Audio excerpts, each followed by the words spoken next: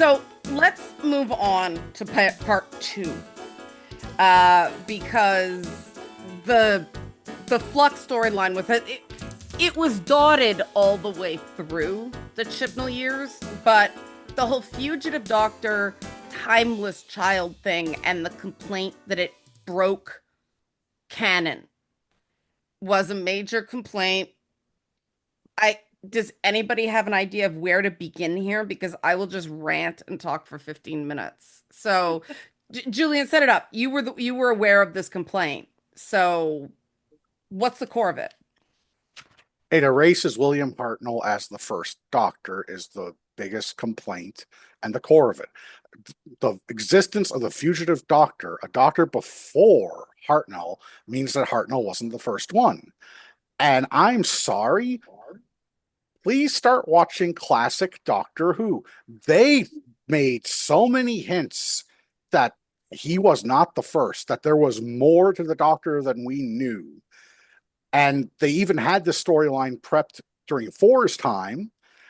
They decided not to specifically reference it, but they left it in with what's called the Morbius Doctors, where he fights Morbius with his mental powers, and you see him cycling back through his previous regeneration, and he hits one, and then you see a bunch of different ones. So they didn't say who they were. People assumed it was Morbius.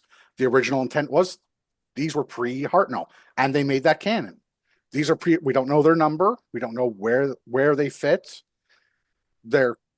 It's implied they're probably before Fugitive. We don't know. But it's just ridiculous. I mean, the War Doctor coming in, don't get me wrong, John Hurt, perfect, great performance. Loved it. But that was 12's run. The War Doctor was actually the 50th, so it was just before 12. Okay, so it was Matt Smith. 11. Yeah. So, yeah, they set precedent in Modern Who with doctors that were not part of the number. And I remember people losing their minds with that because now where does it fit? They didn't know what order it came in, so they didn't know, and so they just ended up calling him the War Doctor. That was really the precedent in Modern Who there. Once they did that, fair game. Yeah. And I love... At the time... Oh, sorry, continue. Oh, no worries. Sorry about that. I just love the fact that they did lose their minds because, they don't know the numbering, but now it's 1, 2, 3, 4, 5, 6, 7, 8, War. 10, who's really 11. Right. Who also becomes 12. And then we have 11, who's actually 13. Yeah. Because you have to view it from Prince's point of view, the artist formerly known as Prince. The War Doctor is the Doctor formerly known as the Doctor. He still counts. He's technically 9. 9 was technically 10, but War Doctor didn't call himself Doctor or accept the title. So, and I love your joke about 10 and 14, David Tennant and David 14ant. Like that's how I remember it now. Oh my god, that's amazing. Yeah. It works. And people are like, even now they're saying, oh no, it went back to 10. No. 10 and 14 are different doctors with the same face. You told me that one, man. That is so good. Yeah. That one went around the internet too for a long time. I loved it. Yeah. But it's, to be fair, 14 has a lot of 10 in him, but now he has the memories of 13, 12, 11. You see the difference in the... Which he does mention, literally, when he says, oh, I love you. Oh, wow, I suppose I do this now. It's a different Doctor. He just looks like 10. Well, it's also the cumulative experiences of everybody who come before. Yeah. He grabbed Donna's hand, kissed it, and said, I will do everything to get you home. 10 didn't do that. No. That's 13. Yeah. Part of the joy of the new Doctor is seeing them do the impression of the past Doctor. Oh, that's amazing. Yes. Jodie Whittaker's Capaldi was in that first episode. Yep. Like she did a better job. I mean, okay, it was harder for Capaldi to do Matt Smith because Matt Smith had that kind of blankness that okay. the acting on the first Matt Smith season was just straight up bad. I'm gonna flat out say it. It did get better, but it had to be direction because they were all not great, except for Arthur Darvill. Arthur was the Yes. only one with a lot of experience. Karen, Julian, as far as I know, didn't. Oh, I know she's a she had baby. some, but not a lot. And Matt Yeah. Smith, that was literally, I say literally, but it was one of his first acting roles. So Yes. he Yeah. literally had no idea what he was doing. Yeah, I mean, Doctor Who does have that modern Doctor Who going back to Billy Piper, who was a pop singer, Mhm. taking What? non-actors. Oh, yeah, Oh, yeah. that was her big crossover thing. That's why people flipped out about Rose. I didn't know that. Okay, Oh, the but because Rose she hate? sings in the new Wednesday series, so I only know her from Doctor Who, so I thought, oh wow, she sings too. Total derail, but I was so excited on Wednesday because Billy Piper now completes the hair color cycle. Yes! She's been brunette and blonde and a redhead I now. wasn't the only one who thought about it. Her and Christina Ricci both completed the red in Wednesday. Oh, We are not in the silliest waves. Julian's reaction. This is up there with Thormega from the last time we talked about Doctor Who. No, Look, man, I just I gotta this is look two at repeat the women talking. dehydrated You knew joke. what No you were walking Thormega. into. no Thormega. And I mean that's what I find. I liked the Fugitive Doctor concept because they had set up the Doctor forgets his identity. They did it with Tennant, they did it with Capaldi. So to me, it wasn't, first of all, there's no canon to break. The only things that have stayed consistent with Doctor Who since its inception are the theme song and the sound the TARDIS makes. Yeah, and They, even that, it has gone through some revisions. yeah, well, they remix the theme, but it's the Yeah. same Yeah. basic melody. The TARDIS sound has not changed. The Cybermen have been given a revamp. There's been subtle changes in the TARDIS. The inside of it, the TARDIS has been not a police box sometimes. The Daleks had changed a lot more than I thought that they have. Like now, Julian showed me like the first Daleks, and I'm like, oh my god, they are so chatty. Yeah. Like, who are these people? But I was really surprised since they even use the same methods to have the doctor forget that I was very surprised that people had such issues with the fugitive doctor.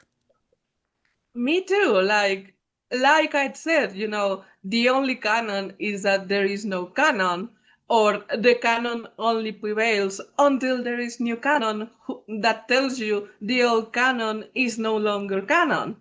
Um, People memory hold stuff about the doctors all the time.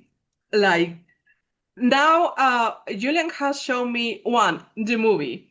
The doctor says he's half human in that one. Total memory hole. Nobody talks about it anymore. And we also seen the classic doctors. He is correct. They mention all the time that there is more to him that he hasn't specifically made and that he has forgotten. This isn't new, people. You just haven't watched all the Doctor Who that you claim to have watched. And it's strange to me how people didn't have the same issues with River and the Doctor's entire actual relationship period happening off of screen. But the idea of there being and I do link the Fugitive Doctor to sort of Chibnall trying to desperately respect what they did with 12. Because I mean 12's running around with guns Mhm. at Yeah. times. And so I thought that the more hardcore Doctor with those personal stakes was sort of a callback while he was trying to wrest it back into more classic through 13. I think he was trying to give people a more badass, powerful Doctor with the Fugitive Doctor, and it just sort of backfired. It did for the In the fandom, weirdest of ways. Yeah. but it's even. I Oh, don't go ahead, know. Eileen. I don't know if people have mention this. Maybe yes, but I stay away from, the forums, the blogs, because Julian has taught me better.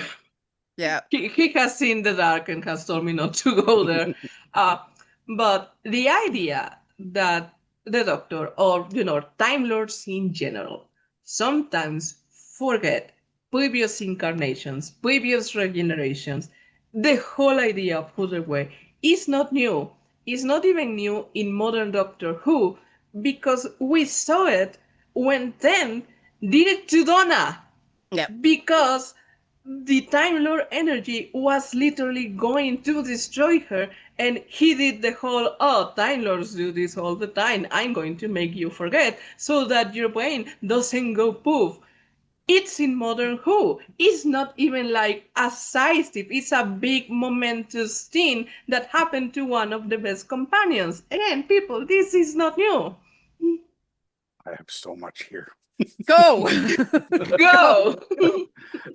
Oh, for starters, it's great that you picked up on 12 because Joe Martin, who plays the fugitive doctor, she specifically chose her costume to be inspired by 12. So, like the shoes are the same, a lot of the pants and everything looks very similar, even the colorful bit. A lot of people say it's 6. I'm like, no, it's Capaldi. It's Capaldi. And this is meant to be somebody that is going to use weapons, that is going to play a little dirty, because this is a different doctor from a different time. But at least it's still, there were reasons for that. We may not know it, but there were legitimate reasons for it. But yeah, the whole memory whole thing. You've all seen at this point the 20th anniversary of the Five Doctors. And there's a moment in there where the Master meets 3 and Sarah Jane and Bessie. And he whips out the seal of Gallifrey to show, I am here to help you. And 3 takes it and goes, uh-huh, like you didn't nick this. And basically, not what he does, but like gives him the finger and drives off. But we have seen before that when doctors come together, the majority of those doctors will not retain what happened. That's right. Maybe the current one does, but the rest don't. Well, they completely lampshaded that in the Three Doctors episode too. Yeah. Yeah, with the what was Tom Baker's character's name in that? The curator? Oh, that's the 50th. The 50th. Yeah. Yep, the curator. Yeah. And he's, again, this is again a thing of they're really getting angry about nothing. The curator is meant to be a future version of the Doctor who's retired, who regenerated into 4, which, I mean, I will do that. But give me that option, I will. But I brought up the Five Doctors because for years people are like, okay, so nobody other than 5 remembers what happened. Maybe. So great. But then 11 comes around and goes, yeah, so I have the seal of Gallifrey that I took from the Master. And I'm just like, how do you know that? Mm-hmm. You weren't there, so you technically shouldn't. It's not clear that 5 knows. So but memory is a problem. Well, the other thing about the whole trust the doctor tagline that I think people don't get is that going back to at least 4, the doctor does lie. And the companions just have to kind of go with it because trust the doctor. He'll get you out of it. That was the thing until 12 absolutely violated that because the mistake Clara made was trusting too much. Also, Moffat thought it would be great if a companion was so inspired, I'm going to use that word loosely, to become the Doctor. And we've had that. Companions get inspired to live their lives. They don't try to become the Doctor and take unnecessary risks. Well, Martha did. I mean, she went full military after she was a companion. Yeah. But 12 broke, I mean, to me, the biggest break of character, not lore, but character. And Doctor Who's a character study. They can completely barf on continuity all they want, as long as they keep the core of the Doctor consistent, which is he is someone you can trust, Even when he lies, even when he almost gets you killed, even when he ditches K9 in terrible places, right? And 12 violated that with that whole thing of, you are not a good man. You are a good Dalek, meaning he's driven by hate and destruction. And that is, you can't trust the Daleks. You can't. Yeah, that was like, that was a take. And that was just, it was because we were a peak edgelord media. We were in the Xbox 360 era. Everything was dark and edgy and violent and misery. And some people never came out of that. Yeah, because if it wasn't dark and edgy and miserable, then it wasn't serious and grounded and mature. Yeah. And I mean, the whole timeless child thing. I thought it was interesting. I thought it was an interesting add to the Time Lord lore. Like we'd had like back in the day with the Time Lords, but we'd never had sort of, and there was always a suggestion that yes, they came from somewhere. There's a reason they look so human. Yeah. Yeah. And And I, we talk about this during the for context, Julian showed this during a stream in the Discord because some of us don't have access to Witbots because Witbot doesn't believe some people should watch Doctor Who. well, this isn't on But BritBox anyway. You have to get the DVDs. That's how I saw it. The 13's run is you can get the DVDs cheap for like $20, but be careful opening the package. If you don't baby it, they will snap coming up. ouch. Yeah. But Okay, that's so the pretty much we the only way to had get it. Yeah. yeah, we had the party and we talk about this during this episode that the lore isn't changing. Like, we still don't know where the Doctor came from originally. We still don't know why the Time Lords are how they are. The only thing that was added was precisely something was added to the very beginning. But the facts remain the same. Oh yeah, he is now the timeless child and this happened before, but we don't know what happened like before they found it. Like it came maybe from the black hole, maybe someone was coming from them. Nothing was saying that this is all the answers, this is the definitive origin of their Doctor. They just added something at the beginning and what we don't know remains the same. And they gave themselves an out. You have to, people Yes. forget the master is the one telling this to 13 through the matrix, which he can control. So if they ever want to retcon this, they can just say the master made it up. And I mean, Yeah, how he made it much up, or how he much do we told her, love okay. what he believed to be true, or this is the version that he has and he believes is the correct one. But later they can just say, no, this is something that he assumed. Because again, he has an out. And how great was the Spy Master? I wasn't sure about him at the beginning of his run, but my God, the fact that is how to do we know where we are going with the character. We're gonna take a long time to get there, but the minute it lands, it so makes sense. How great was that master? He was a fantastic master. I will make 2 points. Hmm. That he is the excuse that they're using that the fugitive doctor is not pre-Hartnell, that he lied, and it's actually season 6B, which is the biggest fan theory, uh, which basically is just two got commandeered for a while, then regenerated, Right. then they put him back and then made him three. Right. That's it in a nutshell. And at least for me, he makes so much more sense if he is before Missy. And they have honestly said he was meant to be after Missy. And like, he makes so much more sense in my head if he's before Missy. He was just the best boy master. Yeah. Like Yes. Missy own category. Mm-hmm. You know, Yeah, Mrs. Missy. which is why, like, Missy's a terrible person, but she's a wonderful character. Yeah. She's And the upgrade. she is the upgrade, but the Spy Master, like, oh my God. At first, I'm like, I don't know. Like, he seems like a bit like a kid in like his dad's clothes, but the more his his particular type of like rage-driven mania, like Sacha Dhawan just nailed it Yeah. with that performance. I have I have like all the takes.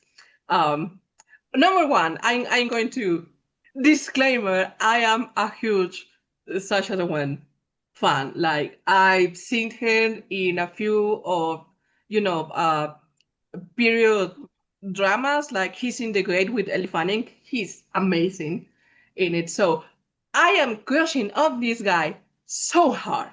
Number two, Cordonus didn't tell me that there was going to be a master in this run.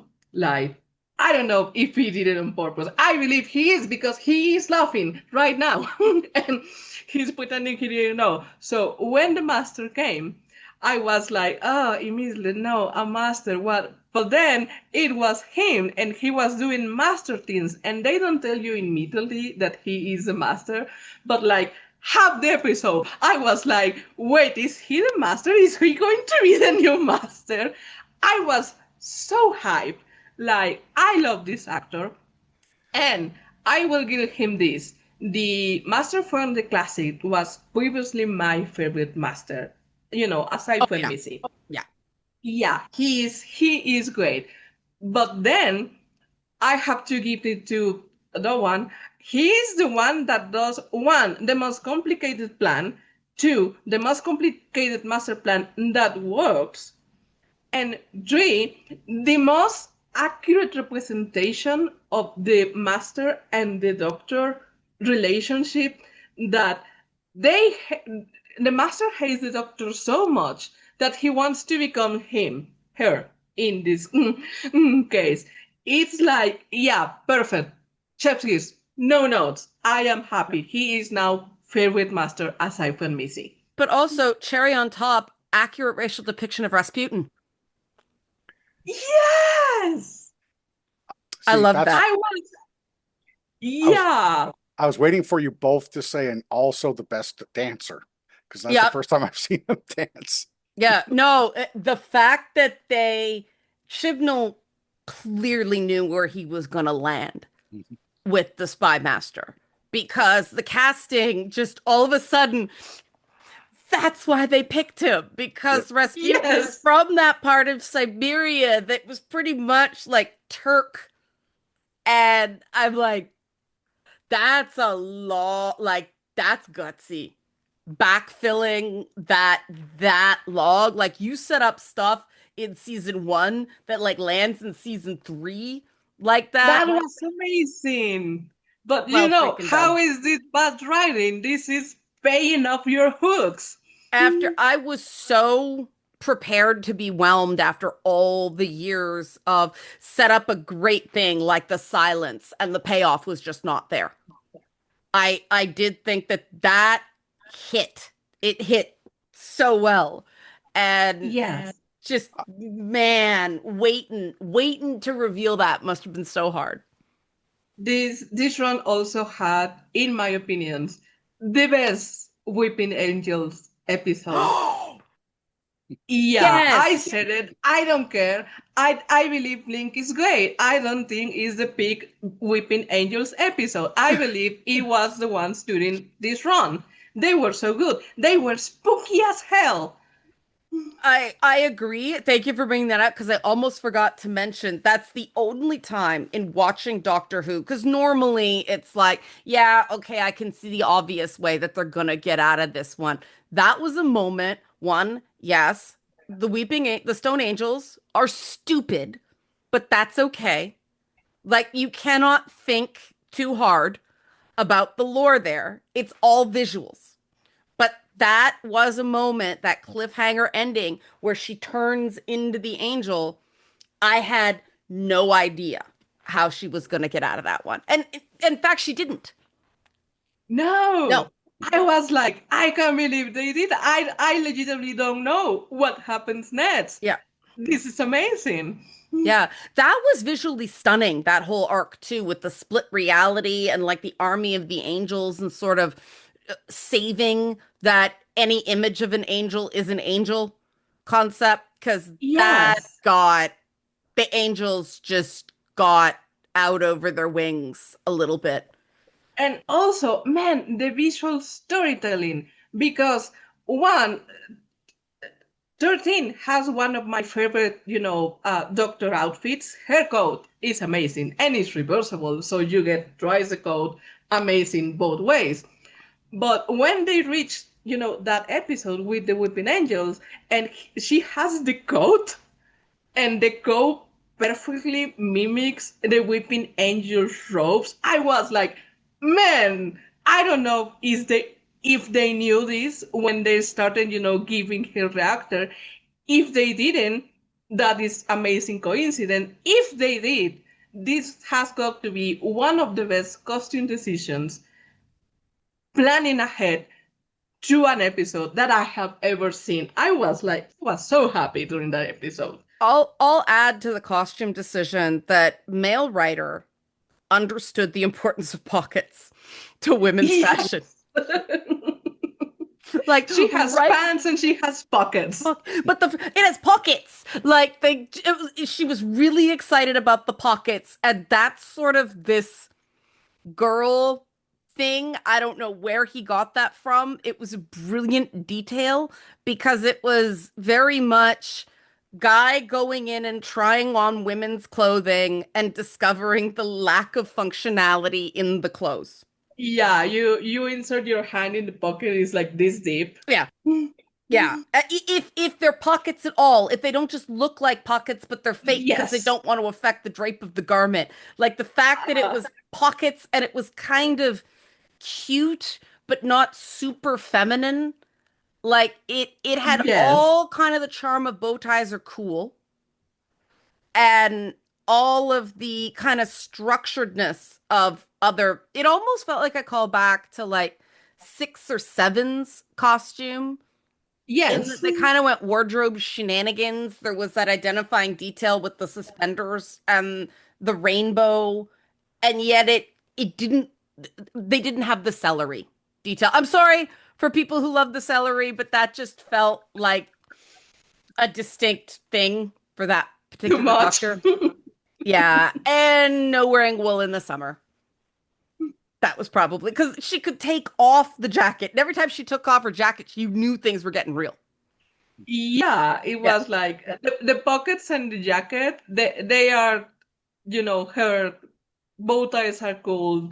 Yeah. I like faces. They are The her hood version the of it. hood callback to 12 too I liked because it wasn't a complete departure.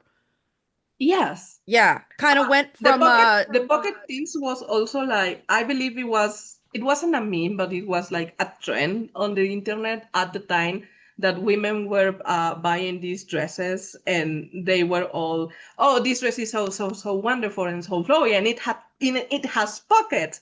I don't know if it was around the same time. Maybe he knew about it, or maybe, like you said, he went on to fit her in clothes and discover that pockets are like a thing that we don't have as women. yeah. Julian, you've been just sitting here grinning the whole time. He's like, I have nothing to add. You guys have it covered. Nothing? Okay. I have pockets. I've always had pockets. Yeah. I can't add to this. It's so bizarre. Like I love it when male writers bother because I mean, let's face it. Again, I'm sorry to keep going back to Amy Pond, but Amy Pond is a man by played by a woman. The Yeah. approach to sexuality that girls that young do not know what they have. And for her to Yes. be also throwing herself, I know that they were trying to do ladette culture, but having spent a lot of time in that culture, that is not the way women. I think Karen Gillan tried to put as much truth as she could into that part, but it was just, I kept saying Amy Pond is a gay man that they cast a woman to play. Yes. Yeah. With the idea of a man of how a woman looks. Yes. Because man, that police these guys. I know it's supposed to be a kissy glam and I know it's supposed to be sexy, but the whole time that she was in it, I was like, she must have been so uncomfortable. Yeah. Well, and the whole modeling thing where her and Rory were miserable again, like it just, once you know anything about modeling, it didn't make any sense. There's a big difference between an actress who does covers for promo and someone who is an actual model. And there Yeah. was just no ground truth to that. Donna, even Martha was better, but Martha didn't find her feet until she was no longer a companion. It kind of hit with Donna. Clara's entire personality for the first two seasons was teacher. You know, Yeah, why? Because she's a teacher. English teacher? I'm pretty Yeah, I sure don't it's even English. remember anymore. Yeah, I don't even remember. I remember that Danny was math. Phys ed. Phys ed. Right. Gym teacher. See, he didn't stay. When we hit Chibnall's writing, all of a sudden, the doctor is the doctor. It's definitely, she's definitely a female character, but Yaz is a very different type of woman. Grace is a very different type of woman. The fugitive doctor, they are individuals, and that's what I think that Chibnall brought over from Broadchurch is Yes. that my cat Link loves the 13th Doctor, and he watched Broadchurch after 13, and he was very upset that 13 was sad all the time. But every woman on that series is very different. Every woman on this run of Doctor Who is very different. All the men are very different too. I mean, Dan was not just replacement Graham, even though he was totally replacement Graham. Graham. Yeah. Yeah. Yes.